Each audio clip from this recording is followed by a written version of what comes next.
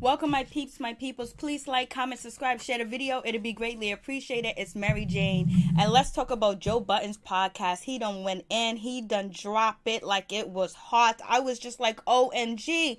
Joe Budden's really tore up. He took the blame for Slaughterhouse breaking down the group, just not being a group anymore, because he said that he's seen the foulness, he's seen the terribleness going on. He's seen how, Eminem, they had this big old machine behind them, and Eminem wasn't really supporting them at all. Then on top of that, they didn't do tours. And then and he was thinking, oh, we're opening up for Eminem, and he was so amazed by Eminem and just having Eminem there. He's thinking that Slaughterhouse is gonna go all the way to the top. We're gonna get that support. We got that M machine behind us. We don't want Eminem fans, but we need that jump start. And so he was saying that at the studio, when they used to go record, like there's 4 members in the group, and they have to, and then plus Eminem too as well, so now there's 5, and there's gonna be somebody's verse cut off.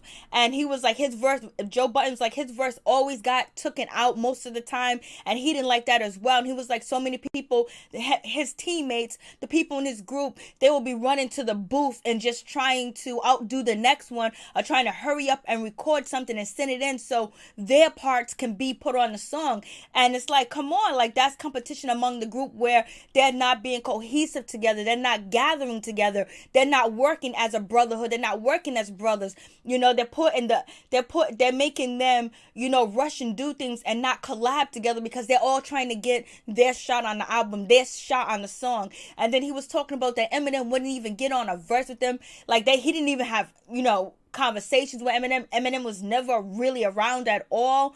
And he was just saying, like, he was just giving us the nitty gritty. He was just like, Eminem didn't support them at all. And he was like, yo, like, the money wasn't right. The money wasn't coming in. And then he was doing intros and he was doing his part. His verses will always be taken out. He don't know why his verses were taken out. He said maybe they could have taken out because, his verses wasn't the hottest. But he was like, Joe was like, I was the most popular person in the group, so why not have my verse on. Then he also talked about that the group Slaughterhouse was a bunch of misfits that came from a different walk of life. And so whatever Eminem was doing and whatever music he was doing in the genre that he was doing it in, is not the same type of music that he could do it in, or Slaughterhouse could do it in. Like, they needed their own fan base, and it wasn't trying to steal Eminem fan base or anything like that. But Joe Budden was like, most of the people that were supporting Eminem were all Caucasian little kids, and that's not the same type of fan base Slaughterhouse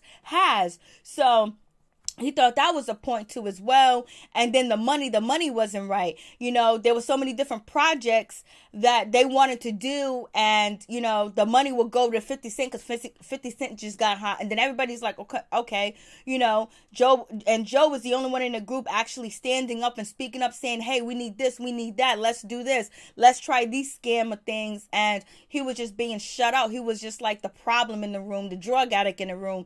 So he was like, he saw the writing on the wall, and he just felt like he didn't belong in that group, because he wasn't giving his props. The group members wasn't giving their props. And he said he was very upset, like when they would record, they couldn't hold on to their music. They had to send their music, and then once the music came back from Eminem, all the beats would be changed. Some people's verses would be cut off, and the beat sucked. The beat was terrible. It was Eminem type of beats, and it wasn't the type of beats that he or the Slaughterhouse could actually grow through, or their audience or their fan base wanted. And he really thought the beats were bad. It wasn't just for him. It wasn't for the group. The beats were just trash, basically, he was saying. And it was like, 1 minute, we have, this is our sound, and our sound has changed. And he said that's why he understood Tiana Taylor, how she felt about Kanye, giving her album to Kanye West, and it coming back totally different. And that's why he was so passionate about it, because he felt the same way when he was in Slaughterhouse. So that's why he talked about Tiana Taylor's situation so much. And he was like, just the running and the booth all the time, trying to get your verse on, and just like a competition among each other, instead of collabing and working together and helping each other out, which is competition. Let me get my stuff on it. Let me get my stuff on the album. But he said Roy says, better than Eminem. He's a great rapper and that's his friend and he'll never talk bad about him. And he also talks about Rick Ross moves like a boss. Rick Ross is the boss with Meek Mill, with Wale. He got them. He makes sure that they're right beside him. He makes sure he supports them. He makes sure that they're out there. And he put the same machine that's behind Rick Ross, he put it behind the people that are on his label. And Joe Budden was actually saying that Eminem didn't do none of that. He didn't support his group. He didn't take him on tours. He didn't do really much. He didn't do no promos, no promotion, no nothing. He just left them out there to dry. And on top of that, he said he didn't have a relationship with Eminem. He says he has more of a relationship with Drake than he had with Eminem ever. And so he was just like, he was really just going in. He was like, it's his fault that Slaughterhouse is not together, and he'll own up to that and he'll take that, because he was just feeling like the writing was on the wall and he has to get out the door. When people wasn't listening to him, people wasn't hearing what he had to say, they couldn't collaborate as a group and talk and have discussions or make decisions on their own, then that was a problem, because that takes away the artist's creativity and it leaves you uncreative. And at the time, Joe was wild.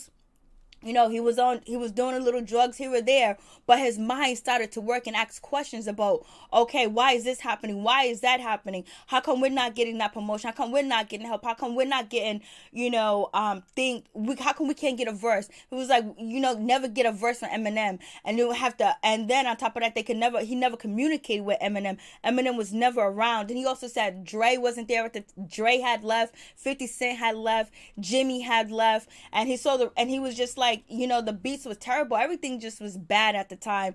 And so he opted out to leave, but he didn't do it in the correct way. He just walked out. Just like Issa did. He wished he would have left the group in a better way and he said he tried his best to make how he felt and his discrepancies known with the label and Eminem too as well, but nobody was listening. Nobody was hearing him. And he was like, he can't believe Eminem is coming out trying to diss him. He was like, Joe Budden was like, if you want me to come out of retirement, you gonna have to go back in the booth, Eminem, and write something legitimately towards me that is legit, and then I will respond, because I'm not going to respond just because you're coming out with an album press release and you got your album coming out. So therefore, you're taking shots at everybody because this is something that you're gonna get paid for. But I want you to go back in the booth and write something for me, and then I would definitely come after retirement and I would kill you, I would slaughter you, I would tear you up, because you ain't even excuse me, you're not even a MC like that. You're just good with rhyming with words. You're a good rhyme at words, a good dictionary reader. You're not you just a rhymer with words, and your vocabulary is impeccable. And you don't really have nothing to say, Eminem, at all, because you know what? You've been sheltered. You've been in a cocoon for your whole rap career, and you've been protected. You've been put on a pedestal because you made so many people in the industry money, and they they put you in a cocoon to get you away from everybody because you was protected, just like Machine Gun Kelly said about Eminem when he did his diss track towards Eminem. So I was just like, oh, and then also Joe Budden was giving Machine Gun Kelly his props for responding and saying that like he's correct, because and also Joe Budden was saying that Eminem doesn't know what's going on the internet. He don't know what's happening. When you don't know what's going on in the world, then you have nothing to talk about. Then you have nothing to say. That there's no way you can come up and be creativity, because you no longer have any more experience. And now that coattail you and Nicki Minaj write on about your celebrity status, being A-listers and having all the money in the bank and selling all these records back in the day, it's not going to work anymore. You need to get with the new people, like what Drake does. He's with the new people. And you're dissing these old people. You're dissing all the new rappers that are coming out, Eminem, but they are better than you. And so many worse, because hip-hop, rap music has evolved. It has changed now. The same way that you was rapping before is not the same way that's going to pop now. And you never really put anybody on. You never seen Eminem stand next to rappers or have them on stage with them or promote them or help them like the way you see Drake does. Like Eminem didn't even help Slaughterhouse. He didn't even promote them. He didn't put out a red carpet to make sure the same machine that was behind Eminem was behind him. behind, Slaughterhouse. And Joe Budden also says that he felt like Eminem, he can't prove it, allegedly, that Eminem was coming around and stealing different things and taking different things that he needed, and he'll go do his album. He'll get his creativity off of them. And he goes, also, Eminem is out here dissing everybody, talking about this rapper, that rapper, this one's whack, mumble rappers. But Joe Budden said when Slaughterhouse first got together, he was talking about that he wanted his group to do a diss track towards people that's out, and Eminem told him no. But he's doing the same thing that he told him not to do about 10 years ago. And he goes, your old ways, your old styles, and the old playbook that you're using right now, Eminem, is not gonna work, because that's old. Your beats are old, your tracks are old, you rhyming about nothing. He was like, also, you said nothing for over a decade. You said nothing. Nothing that you ever said ever meant anything. You was just speaking, just rhyming over words and putting words together, and that's it. And now you want to call out people's names and think that's going to work. That doesn't work anymore. And so he was just going, Joe Budden was really going in on Eminem. And he was like, you want to come out and try to diss Jay-Z and say that you bodied Jay-Z. No, you did not body Jay-Z. And the only reason why you're saying that is because Nas said that. And he was like, you only mentioned Jay-Z's name to get clout chase and trying to get people to hear what you're trying to talk about, because you're mentioning rappers' name, and people might go and buy your album or buy a song from iTunes just so they can hear who you diss. And he goes, you can't diss Hove because Hove put people on. Hove did a lot. And how you going to address, that record, right? That song about, on the Blueprint that was about 10 or 15 years ago, and talk about that situation. And 2018, nobody want to hear that old shit no more. Nobody want to hear that no more. And you haven't been in hip hop, and you haven't been instrumental in other rappers' careers at all, and helping and promoting and bringing people together, or saying anything that even makes a remote sense to the generation. And right now, you don't have, the big labels behind you. You don't have that red carpet. You don't have that cocoon no more, Eminem. So now you are scattering around, and you are hustling like we were hustling back in the day, Slaughterhouse, trying to get shit together, trying to try new schemes and new things. And that's what you're doing right now. And look how hard it is that you got to go to Renegade to try to say something. Then you got to go diss the you got to be homophobic. And so he was going in, and Joe was like, you're talking about that domestic violence thing in your song, trying to diss me. But what about you? It's been said that you've been very domestic violence towards women. You've been accused of it too as well, allegedly. So what are you talking about? And that shot that you took at me was very weak. If you want me to respond and come out of retirement, make something original, make something creative, come out and make something that let me know that you really got a problem, and it's not all about you trying to sell an album because you upset because I criticized your album. Me and him and Charlamagne did criticize Eminem's album, and Nicki's album too as well. So I guess this is that clap back. So the clap back is real. And so I was